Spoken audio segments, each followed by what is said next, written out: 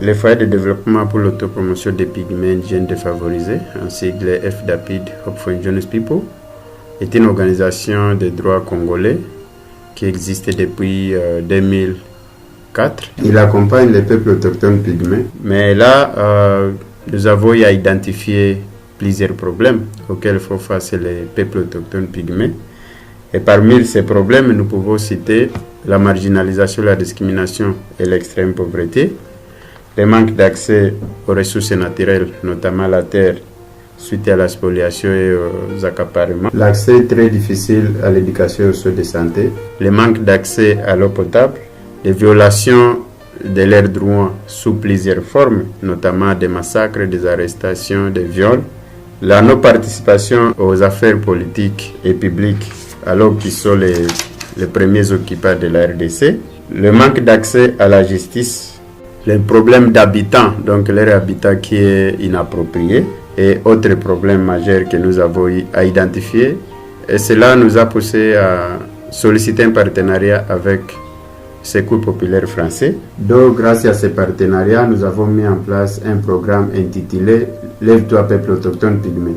Et dans ce programme, présentement, nous sommes en train de réaliser des activités dans des volets figurant dans ce programme. Il y a le volet éducation et le volet autosuffisance alimentaire.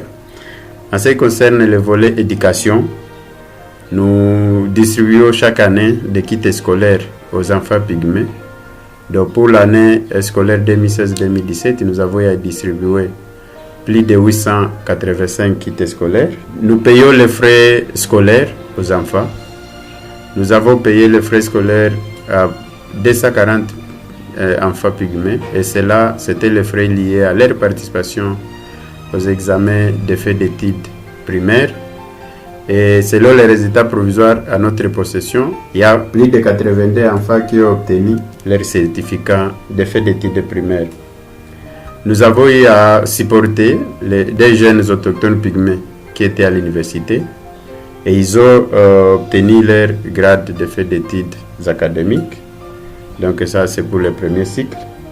En même temps, nous procédons à la mobilisation, sensibilisation, à des causeries éducatives sur l'importance de l'école pour encourager les parents des enfants pygmées à ne plus amener leurs enfants dans la forêt pour la chasse et la cueillette.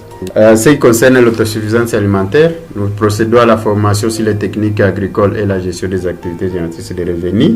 Nous accompagnons plus de 550 familles en agriculture, mais en même temps nous avons mis en place des groupes solidaires.